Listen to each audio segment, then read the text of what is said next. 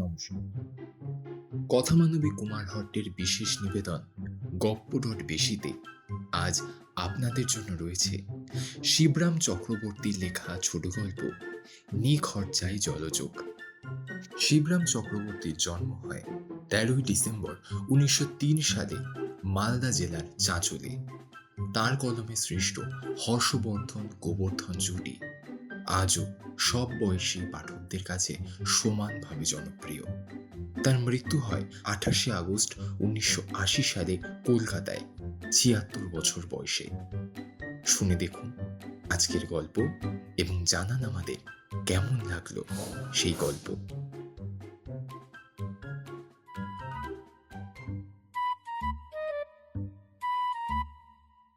সেই থেকে নকুর মামার মাথায় টাক।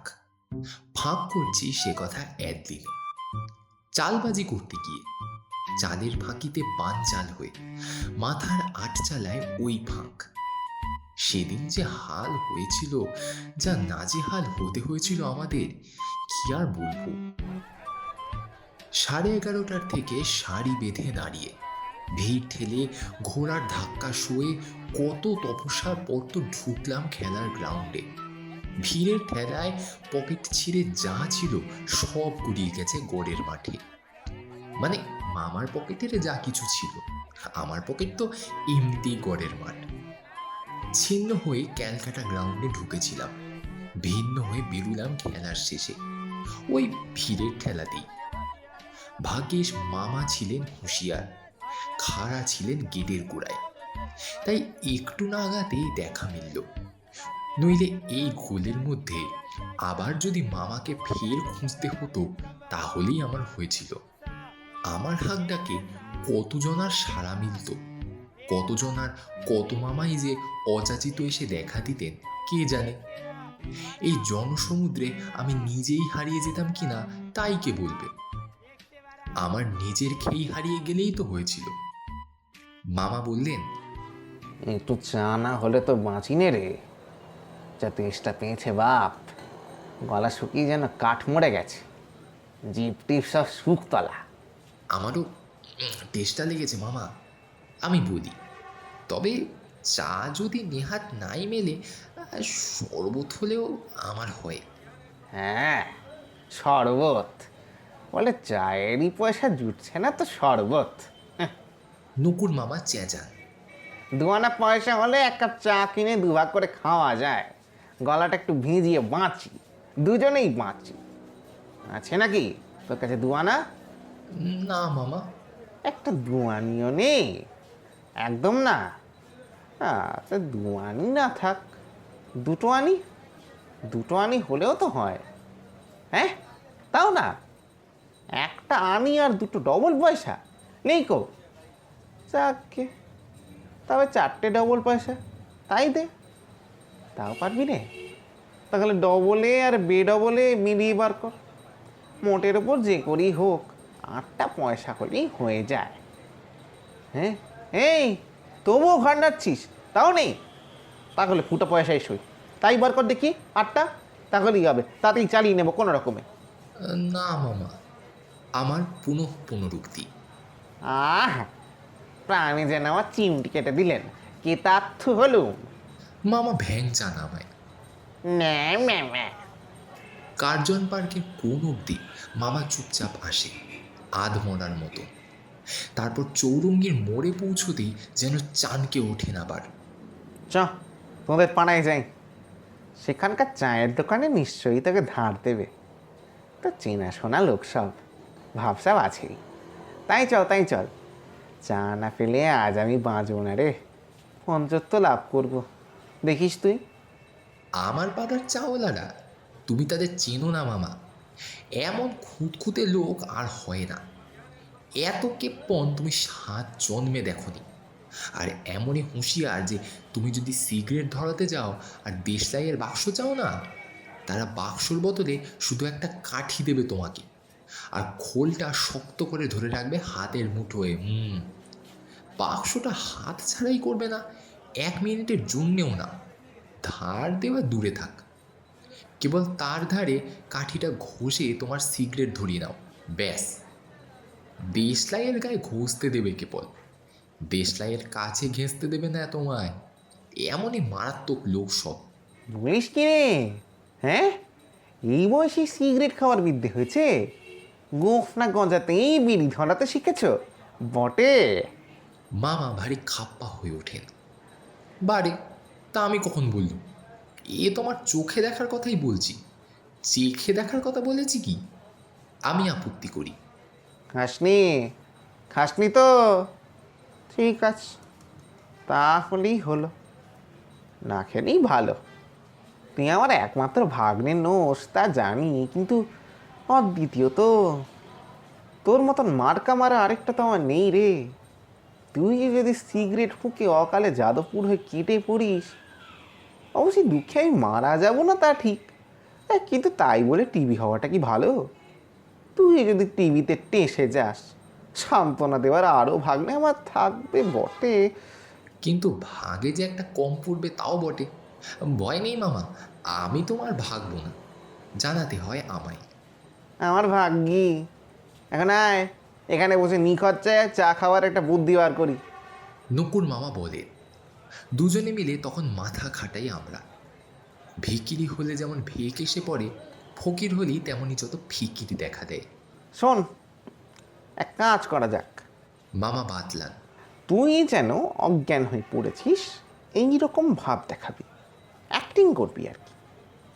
আমি তোকে ধরে ধরে নিয়ে যাব একটা চায়ের দোকানে, কিংবা ঢুকবো কোনো একটা রেস্তোরাঁয়। কী রকমের অ্যাক্টিং? প্রথম অঙ্কের আগেই আমার প্রস্তাবনা, ভালো করে বুঝিয়ে দাও আগে। আরে, ডালুদির হিস্টেরিয়া হতে দেখেছিস তো? আমার ডালুদি, আরে তো ডালু মাসি রে। তুই সেই ডালুদির মতন সেই রকম গান নাড়তে থাকবি, হাত পা কাঁপাবি। হ্যাঁ, যদি কাছে পিঠে কেউ না থাকে তো হাত পা ছুঁড়তেও শুরু করতে পারিস। নকুর মামা, ন কুরু, আমি সংস্কৃত করে বলি, তারপরে ফের ব্যাখ্যা করে দিই সোজা বাংলায়। অমন কার্যটি করো না, কদাপি না। হিস্টেরিয়া হচ্ছে মেয়েলি ব্যাপার, ছেলেদেরও ওসব রোগ কি কখনো হয়? কখনো না। না, হয় না। তোকে বলেছে ছেলে মাত্রই থেকে একটি রোগ। শোন, ও যে অরিককে রাখ, এখন যা বলছি তাই কর। আমি তোকে ধরাধরি করে নিয়ে যাব চাখানায়। হ্যাঁ, এই তো গেলে প্রথম দৃশ্য। তারপর আমি যা যা বলি, যা যা করি দেখতেই পাবি। তুই ভান করবি আর আমি ভনিতা করব, কিন্তু আর চোখে দেখে রাখবি সব ভালো করে। কেন না? হিস্টেরিয়া বানিয়ে আমার লাভ? সমস্ত দৃশ্যটা মনুষ্যকে দেখে এমন আমার বিসদৃশ্য লাগে, বিষের মতন লাগতে থাকে আমার। দেখতেই পাবি, হাতে নাতেই দেখবি। হিস্টেরিয়ার দাওয়াই হলো গরম দুধ, চা, toast, cake, curry, chop, cutlet, pudding, poach, double, মামলেট, ফিশ ফ্রাই ইত্যাদি ইত্যাদি। আর বলো না, বলো না। বলতে না বলতেই আমি চলকে উঠি, রাজি হয়ে যাই তৎক্ষণাৎ। কিন্তু মামা, সে তো হলো আমার খাওয়া, তারপর তোমার দশা কি করে হবে? আরে, সেই কথাই তো বলছি রে।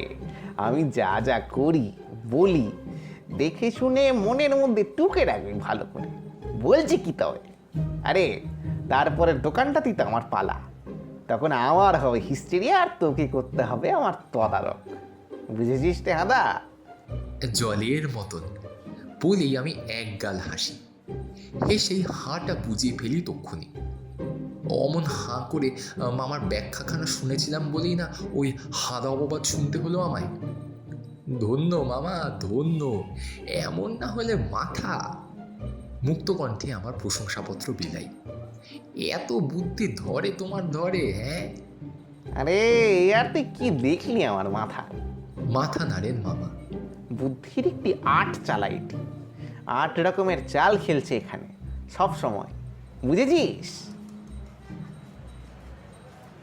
তারপর আমাদের মামার ভাগ্নের অভিযান শুরু হলো।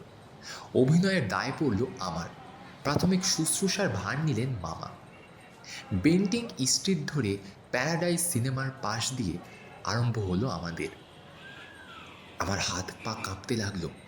ডালুমাসির মতোই যত ডালপালা নড়তে লাগলো আমার। দাঁতে দাঁত লেগে গেল, চোখ বুজে এলো দেখতে না দেখতেই। নকুর মামা আমাকে সযত্নে ধরাধরি করে এক চায়ের দোকানে এনে বসালেন। চেয়ারটায় বসতেই আমি এলিয়ে পড়লাম।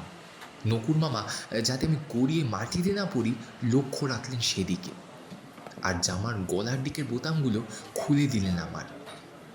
দোকানের টেবিলে সেদিনকে যে খবরের কাগজটা পড়েছিল, কাউকে একটিও কথা না বলে নকুর মামা তাই দিয়ে সজোরে হাওয়া করতে লাগলেন আমায়। আমিও ও আহ এই সর্বনের থেকে এই একই রকম একটা বিচ্ছিরি আওয়াজ বার করতে লাগলাম যে বলবার নয়। ও মাগো, ও মামাগো, তারস্বর বেরোতে থাকে আমার। তারই তো বার্তার মতোই চাপা যায় না কিছুতেই। দেখে শুনে ব্যস্ত হয়ে উঠল দোকানদার, সেই সঙ্গে দোকানে বসে চা খাচ্ছিল যারা তারাও। এই এই কি হয়েছে? দাদা, ছেলেটার তো হিস্টেরিয়া আছে আমার। হিস্টেরিয়া? ই সর্বনাশ! না না, ও এমন কিছু না, ভাবনার কিচ্ছু নেই। খানিক একটু হাত পা চালাবে, চেঁচাবে, এইরকম। এই তারপর 2-1 ঘন্টার মধ্যে সেরে যায় আপনা থেকে। 2-1 ঘন্টা? শুনেই তো আর্তনাদ করে উঠল দোকানদার। 2-1 ঘন্টা কি গো? না না দাদা, ভয়ের কিচ্ছু নেই। অজ্ঞান হয়ে পড়বে এক্ষুনি, তারপরও শিরদাঁড়াটা বেঁকে যাবে। ধনুষ্টঙ্কারে হতে পারে হয়তো, তবে এই আপনারা ভাববেন না, ঘাবড়াবেন না কিচ্ছু। সাধারণত ওর ধনুষ্টঙ্কার বড় একটা হয় না। কিন্তু ছোট একটাও তো হতে পারে। কাটলেট হাতে করে এগিয়ে একজন এলো। হ্যাঁ, সেও তো খুব ভালো নয়, অন্তত দেখতে শুনতে ভালো নয় নিশ্চয়ই। দেখতে? না, দেখতে ভালো না সেই কথা ঠিক। এই শিরদাঁড়া বেঁকে যাওয়া কি দেখতে কখনো ভালো হয়? সে ভারী বিশ্রী, সত্যি। চায়ের দোকানের ইতর ভদ্র সবাই ঘিরে এসে দাঁড়ালো। মামা আরো জোরে জোরে হাওয়া করতে লাগলেন আমায়। কি করলে সারে? ওষুধ টষুধ কিছু নেই এর? এর আর ওষুধ কি মশাই, এমনিতেই ছাড়বে, একটু সময় নেবে খালি, এই যা। ধাক্কাটা কেটে গেলে সামলে উঠবে আপনি। তবে জবরদস্ত কিছু একটা ওর পেটে পড়লে তার আগেই হয়তো সামলানো যায়। দুধ টুধ আছে, দিতে পারেন একটু গরম করে। নিয়ে দেন 1 কাপ গরম চা হলেও চলে। 1 গ্লাস গরম দুধ এলো, চিনি মেশানো 1 পেয়ালা চাও পেলাম। চাটা আর আমি খেলাম না, অকারণ নষ্ট হয়ে যায় কেন, তাই কষ্ট করে মামাই সেটা মারলেন। সহানুভূতি পরবশ একজন বললে, আহা, শুধু দুধে কি হবে? একটু পাউরুটি ফেলে দাও ওতে, কিংবা একটা মামলেট করে দাও না ছেলেটাকে। পেটে কিছু শক্ত খাবার না পড়লে কি শক্তি আসে? মামলেট পড়লেই সামলে উঠবে মনে হয়। আচ্ছা, আমি দিচ্ছি দাম, দাও ওকে একটা মামলেট। ডবল ডিমের মামলেট, হ্যাঁ। বলতে মামা লেট খেলো না একটুও। মনে মনে আমার ধন্যবাদ জানালাম। এমন না হলে মামা। মামলেট খেয়ে সামলালাম সত্যি, কিন্তু একটুখানি ওতে কি এই প্রচণ্ড খিদে মেটে? ফের আমার উপসর্গগুলো ফিরে আসতে লাগলো। আবার আমি অজ্ঞান হওয়ার মতো হলাম, এলিয়ে পড়লাম চেয়ারে। হাত পার খিঁচুনি শুরু হলো আবার। আচ্ছা, একটু ঘোলের শরবত করে দিতে পারেন? এই ব্যায়ামে ঘোলটা খুব উপকারী কিন্তু। অবশ্যই, অভাবে মাংসের জুস কি মুরগি শুরুয়া হলেও হয়। মামা বললেন যেন একটু নিরুপায় হই। চায়ের দোকানে আর ঘোল টোল কোথায়, অভাবে মাংসের ঝোলই এলো। কয়েক টুকরো মাংস এলো, সেই সঙ্গে 2-3 পিস রুটিও এসে গেল তার সঙ্গে। এলো চা। খেটে সত্যি এবার আমি চাঙ্গা হলাম, পায়ে জোর এলো, গায়ে জোয়ার। এতক্ষণে আমার হিস্টেরিয়া ছাড়লো। উঠে দাঁড়ালাম আমি, ছাড়লাম সেই দোকান, পাড়ি দিলাম আমরা আরেকটায়। পরেরটা একটা রেস্তোরাঁ। এবার ছিল মামার অসুখের পালা। আমার সমস্ত দুর্লক্ষণ তখন দেখা দিল মামার, আর আমি তার হেফাজতে রইলাম। রেস্তোরাঁর এক কোণে মামাকে বসিয়ে গলার বোতামগুলো খুলে দিলাম পটাপট। খবরের কাগজের অভাবে নিজের শার্ট খুলেই হাওয়া করতে লাগলাম। নার্সিংয়ের আমার মেডিজি এই শর্টকাট, অনেক লোক ছিল দোকানটায়, কিন্তু কেউ আমাদের লক্ষ্যই করলো না। মামা, তোমার উহাগুলো তেমন জোর হচ্ছে না, শুনতেই পাচ্ছে না কেউ। ফিস ফিস করলাম মামার কানে। তুই কি লাগিয়েছিস বলতো? সার দিয়ে পিছোচ্ছিলিস খালি আমায়। এই কি তোর হাওয়া করে নাকি? ফিস ফিসিয়ে জবাব দিলেন মামা। যা মার লাগিয়েছিস বাবু তোর জামার, আমি তো মারা গেলাম। বলে ওরই এক ফাঁকে চট করে নিজের নাকে একটু হাত বুলিয়ে নিলেন। হাত পা খিঁচুনির আগে মামার দাঁত মুখের খিঁচুনি দেখা গেল। দেখতে হলো আমাকেই। বারে আমারও রাগ হয়ে যায়। সত্যি, হাওয়া করতে গিয়ে তার চোটে যে আমার জামার এতগুলো বোতাম উড়ে গেল তার কোনো কথাই নেই। আমার এই স্বার্থত্যাগটা যেন কিছুই না। মামার এই সেলফিশনেস আমার ভারী খারাপ লাগে। তাহলেও মনে লাগলেও নিজের অভিমান দমন করে আমি বলি, চেয়ারে তুমি কাত হয়েছো ঠিকই, কিন্তু তোমার কাতরানি বাবু মোটেই ঠিক মতো হচ্ছে না, জুৎসই হচ্ছে না একেবারেই। দোকানের মালিকের কানে না গেলে কি করে হবে? তারপর মামা সত্যি সত্যি ছাড়লেন একটা যা। রাত বিরেতে ছাদের ওপর বেড়াল ছানা যেমন ছাড়ে সেই রকম একখানা আওয়াজ। পটাপট আরও গোটা কত বোতাম ছিঁড়ে গেল আমার। ছিল আমার হাওয়ার ঠেলাতেই, কিন্তু আমি গ্রাহ্যই করলাম না। কারো অসুখ বিসুখে নিজের লাভ ক্ষতির দিকে তাকালে চলে না। তাই আমি জামার দিকে তাকালাম না, মামার দিকেও না। মামা নাক মুখ শীতকালেন, কিন্তু কি করব? শক্ত রোগীকে কি কখনো জামাই আদর করা যায়? চি চি গলায় শুরু করে মামা হাউমাউ করে উঠলেন শেষটায়। অমন করে ডাকলে স্বয়ং মা জগদম্বাই এসে দেখা দেন, আর মিয়া না এসে পারে। এগিয়ে এলো দোকানদার। হে কি, এসব কি হচ্ছে এখানে? এটা কি তোমরা ওস্তাদির আখড়া পেয়েছো নাকি? গলা ভাঁজবার আর জায়গা পাওনি? গানের কসরতের জায়গা নাকি এটা? বলল লোকটা। অসুখ করেছে মামার, আমি জানালাম। অসুখ করেছে তো এখানে কি? এখানে কেন? ডাক্তারখানায় নিয়ে যাও। ওই যে সামনেই তো ডাক্তারখানা, চোখের সামনে, দেখছো না? ওষুধে সারবারে অসুখে নয়, আমি বলি। এ হলো গে হিস্টিরিয়া। ভালো মন্দ কিছু পেটে পড়লেই সারে। দেখছেন না হা করছে কিরকম? হাঁ করছে। কুইনিনি হচ্ছে এর একমাত্র দাবাই। আছে আমার কাছে, এক্ষুনি আনছি, দাঁড়াও। আমি তো দাঁড়িয়েই ছিলাম, কিন্তু মামা আর দাঁড়ালেন না। কুইনিনের নাম শুনেই তার হাঁ বুঝে এসেছিল। হাঁ হাঁ করে তিনি উঠে পড়লেন, সেরে উঠলেন চটপট। সরে আসতেও তার দেরি হলো না। 1 মিনিটও আর তিনি দাঁড়ালেন না সেখানে। তারপর আরেকটু রেস্ট না নিয়ে সেই রেস্তোরাঁ থেকে এক দৌড়ে আমরা বেরিয়ে এলাম।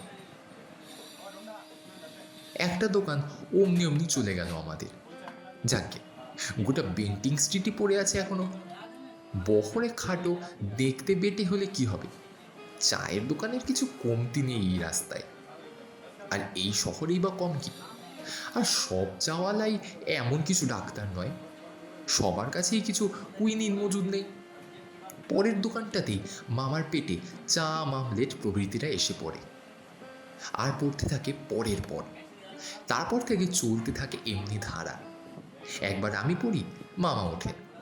তারপর মামা পড়েন, আমি তার শুশ্রূষা করি। মামার আর আমার সেবায় উঠে পড়ে লাগি পরম্পরায়। চলল এইরকম দোকানের পর দোকান। চৌহদ্দির চারধারে চক্কর মেরে চায়ের চক্রান্ত চলতে থাকে আমাদের। খেয়ে খেয়ে পেট ফুলে ঢোল হয়ে উঠল দুজনেরই।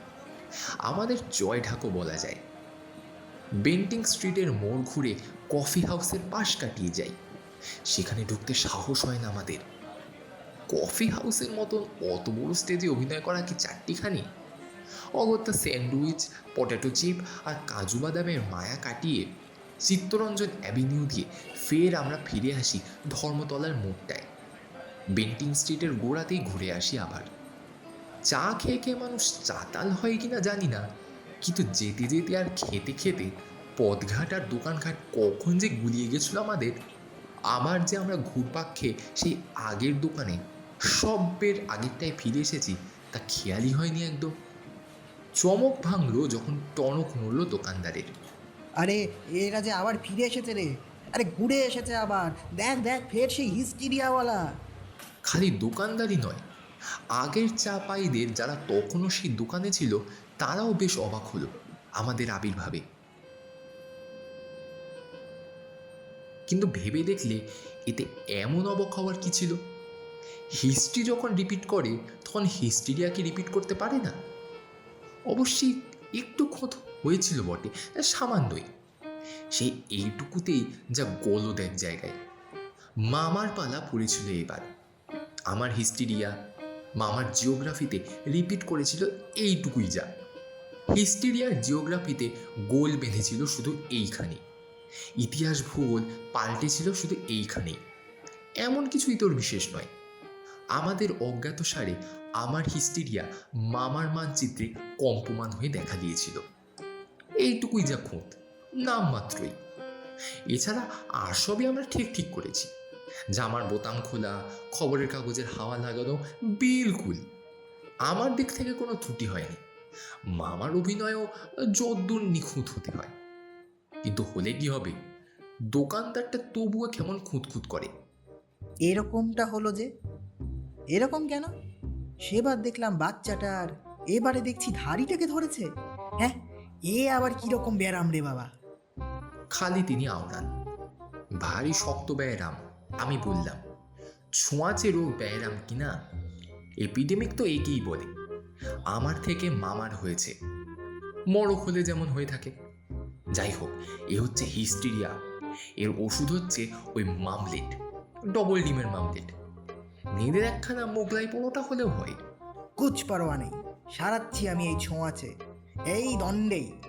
এই নিয়ে আয় তো ওই গরম জলের কেটলিটা। হাঁকলো সেই চাওয়ালা। চায়ের দরকার নেই, পরোটাও পরোয়া করে না, শুদ্ধ গরম জলেই সারবে এ রোগ। টকবগে ফুটন্ত জলের কেটলিটা এসে পড়ল। চায়ের জল গরম হচ্ছিল যেটাই। উপুর করে দে, উপুর করে দে, পুরো কেটলিটা ওই লোকটার উপর উপুর করে দে। হ্যাঁ, আর তার আগে এই ছোড়াটার মাথাতেও ছটাকখানেক ছাড়। শুনতে না শুনতেই আমি ছটকে আসি। বারে, আমি কেন? আমার মাথায় কিসের জন্য? আমার তো হিস্টেরিয়া হয়নি। হয়নি, কিন্তু হতে কতক্ষণ? Prevention is better than cure, পড়নি বইয়ে? ব্যারাম হওয়ার আগেই তো সারাতে হয়। কে জানে, তোমার হয়তো ফের জিওগ্রাফিয়া হতে পারে। সে আরও শক্ত অসুখ, আরও বেশি ছোঁয়াচে। তার আগেই আরাম করা যাক তোমায়। আরামের কথাবার্তেই আমি লাফ মারি। এক রাম লাফ, রাম রাজ্য সুলভ লাফ। আর সেই এক লাফেই সারা ধরামতলা পেরিয়ে আসি। আর মামাও বেরিয়ে আসে, তবে কিনা একটু দেরি করে। আর মেডিকেল কলেজ হয়ে মাস 3 বাদে। আর তারপরেই সেই মাথার ফাড়ায় সব চুল উঠে গেল মামার। টাক পড়ে গেল তার। তা হবেই, জানা কথা। গরম জল চুলের বেজায় ক্ষতিকর, তাতে চুল উঠে যায়। পড়েছিলাম হাইজিনে। কথাটা মিথ্যে নয়। ট্যাক্সো না দিয়ে চা খেতে গেলে যা হয়, বিনে পয়সার ওই টাকশো।